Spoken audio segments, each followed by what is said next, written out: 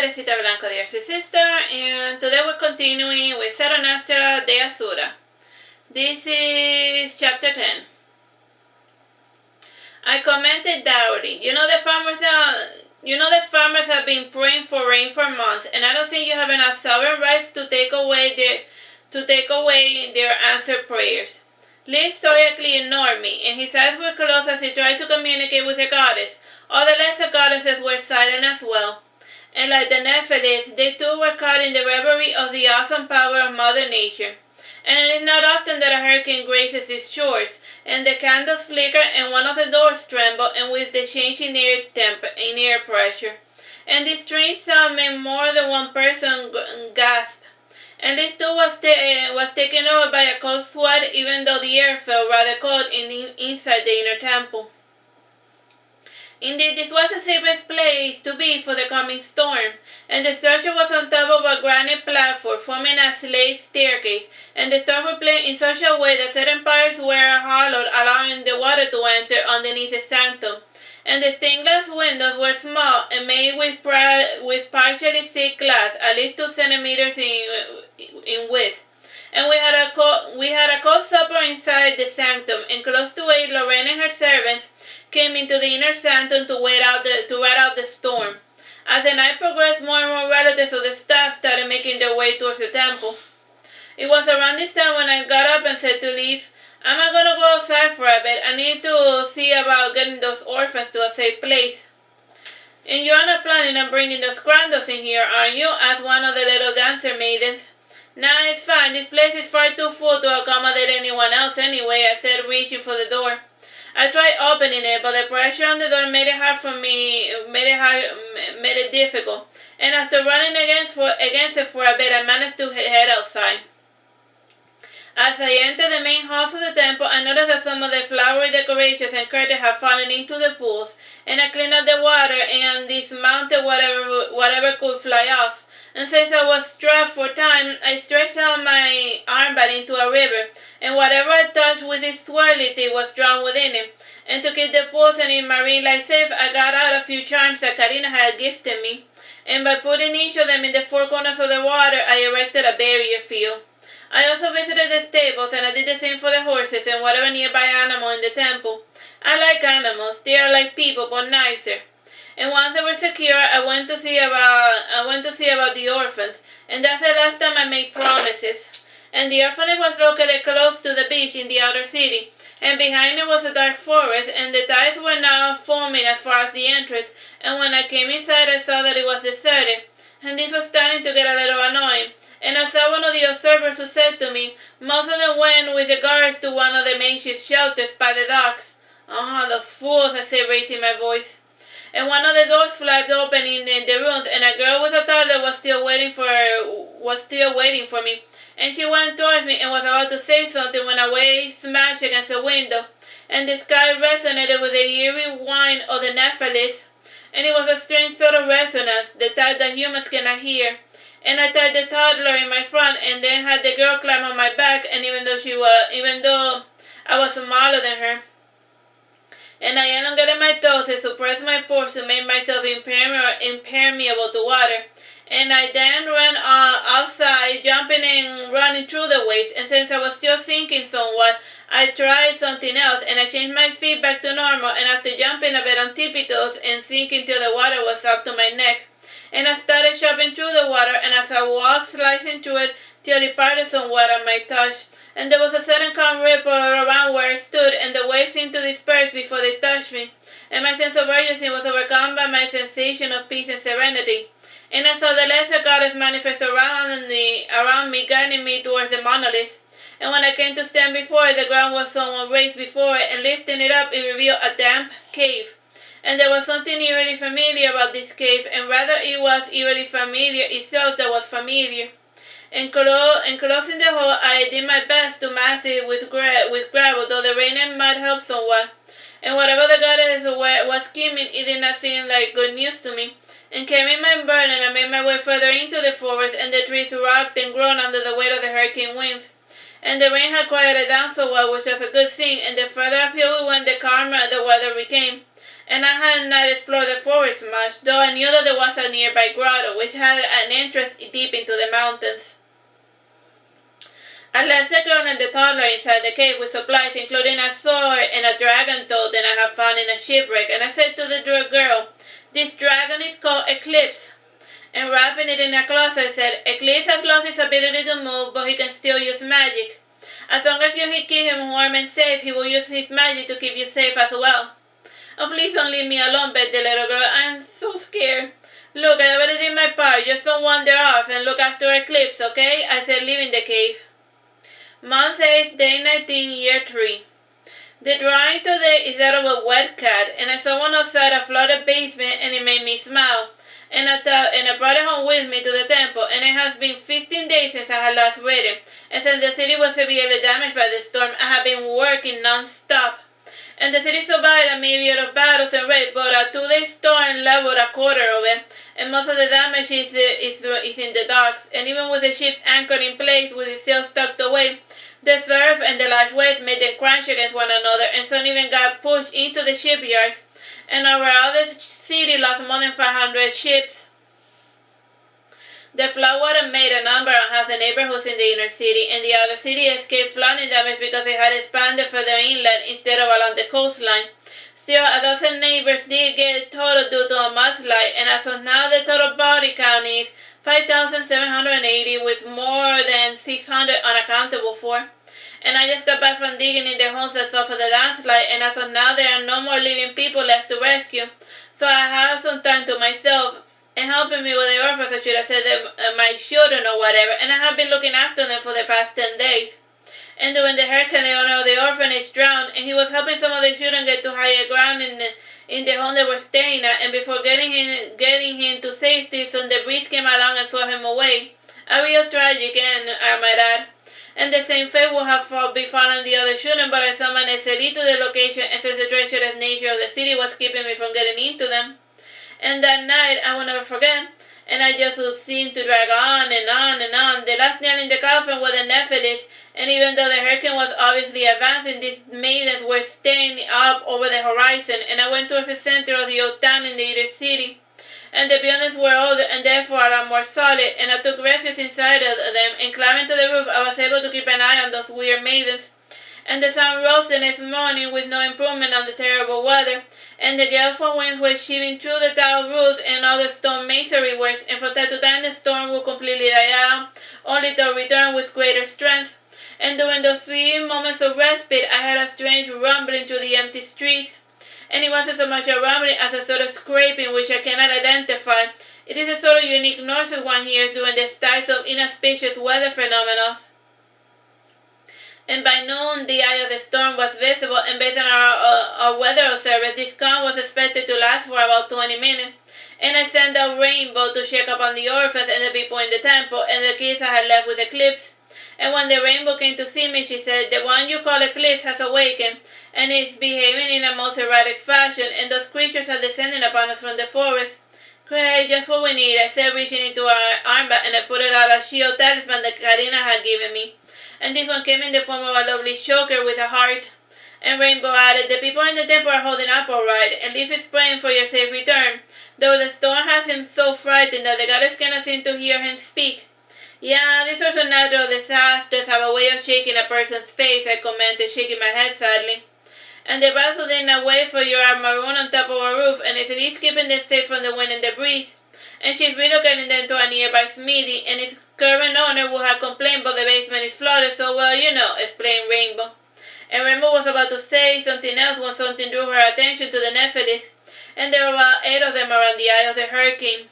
And from where I sat, I could only see 2 of them, and the Nephilists suddenly changed their eerie slow dance and started lazily flying clockwork-wise against the spin rotation of the hurricane.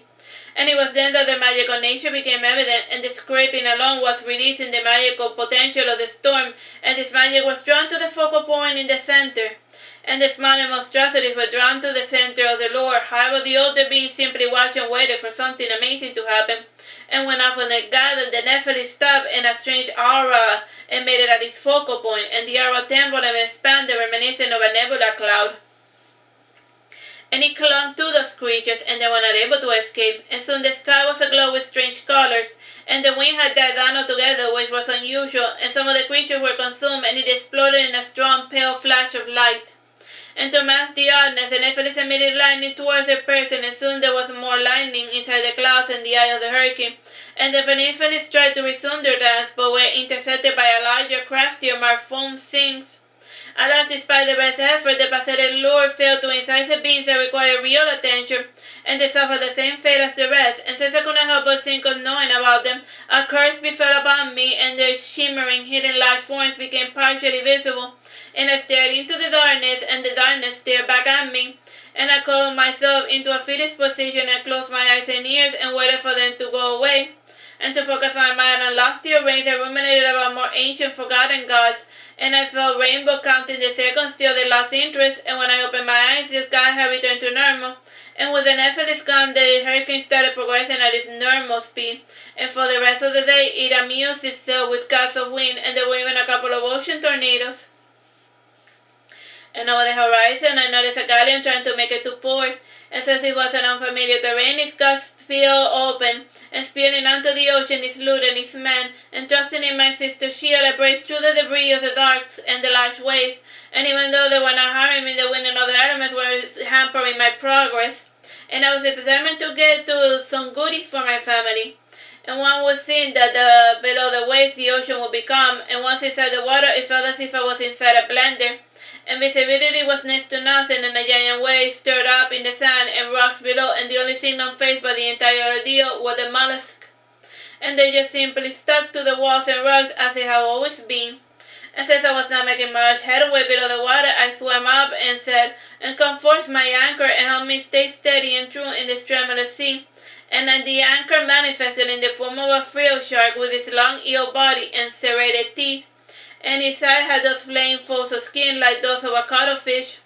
And as he came closer, he started emitting a weird wavy pattern of light around his skin, and his shape then turned foamy to match his turbulent surroundings, and I changed my hair color a couple of times to happy colors like pink and baby blue orange, and to show my kind disposition, and since he drew closer, he must have understood my true intentions. And the water and the mysteriously grew calm around us and above us as well, and the chaos outside was placated in 4-meter radius, and fishes caught in the storm started schooling around us, and I swam ahead to indicate the anchor where I wanted to go, and he lazily followed along with his even non-committal pace. And for my first order of business, I gathered whatever fishes drew closer to the natural lagoon a couple of kilometers upwards. And this lagoon could keep them somewhat protected, and I kept up with this little diversion for the entire day. And once the hurricane completed its dreadful passage, the ocean started to calm down ever so slowly, and this minor change was enough to make the shallows livable for marine life once again. And before returning to the ocean, I went towards the deep to see about any shipwrecks, and I found a dozen ships all badly damaged or stranded in the coral banks. And those that had living sailors, I gathered them to shore, and people tend to be more accurate, acceptable of the bizarre during dangerous weather phenomena. And once the living were clear out of the way, I started looting. And when I started, I realized that I needed help, and there was only so much I can do alone, and I did manage to return with one particular valuable item, in addition to whatever gold I could pry away from inside the torrent ships. Month 9, Day 9, Year 3. Above is a cute picture of two flying fishes in a manta, and they are flying to outer space. See, there they are, but that's not a cloud, but a nebula. And process has been slow as ever today, and the sailors are too much into reconstruction and are not commissioning me any salvage projects. And the cartons from Lithuania arrived 2 days ago, and they are being tasked with helping restore the name of power of Mita before the pirates arrive.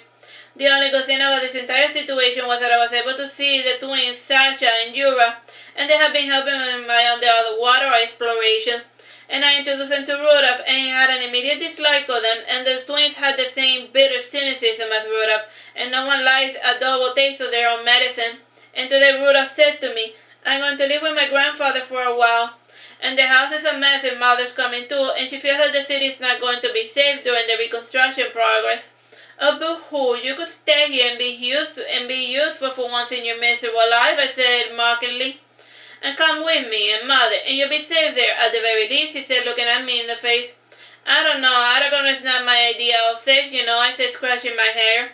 What's wrong with Aragon? It is a well-protected, self-sustaining, large metropolitan area, with plenty to see and do, and I'm certain you will find something to do there as well. And also that, and had a temple there, and Ravel is going to be moving there with the apprentices and most of the priests while the temple is being reconstructed. Said Ruda, giving a convincing argument. I can't leave. I have brats to look after, I said, folding my arms. What brats? You are just a brat yourself, and let the guards worry about them. And I'm sure in no time they will find a new head for their orphanage, said Rhoda, coughing. It's been more than a week, Rudolph, and I'm the only person providing for them, feeding them, bathing them, and such. And I have domesticated them, you see, and you have to be responsible for whatever you domesticate. I said, standing my ground, and I added, and I made up my mind, and I'm determined to do what I will. Don't say that I didn't warn you, said Rudolph, leaving the shattered remains of the temple. Aside from the pool, the inner sanctum and the rest of the place was in shambles, and Rudolph busied himself the rest of the day arranging for his least damaged goods to be moved to the only intact carriage still left in town. And he sent his lucky stars that none of his peltons had suffered water damage, and he was somewhat saddened by a foreboding thought, and he had not seen his teacher Palamide since the hurricane. He was convinced that he might have died, and the truth of the matter was that the bastard had sold the gun the night before, and had changed his identity during the confusion of the hurricane, and at the moment he was the only surviving son of a noble family, and the rest of his family had died when the roof of the house had collapsed on their head, and he too had left town a couple of days ago when he ran into me and realized that I knew who he was, and rather than going to the trouble of killing me, he felt that it was easier to just relocate to society. It is a wonder if Palamide is going to be able to keep out these pretend games forever. And as for me, I resumed my scavenging mission with the help of the twins Jura and Sasha. And when I perform in this task, I will go down into the castle and help the healers with the wounded. And even today there was a fresh batch of injured folks, and the structural integrity of most of the buildings were compromised, and one could get hurt or killed by just walking the market. And even the castle had not escaped unscathed. And just like the other healers, I would only budge an inch in exchange for a modest fee. And poor people came to me as well because I asked for a bit strangely bizarre things in exchange for recovering their ability to walk and so forth. So I started collecting karma and talents.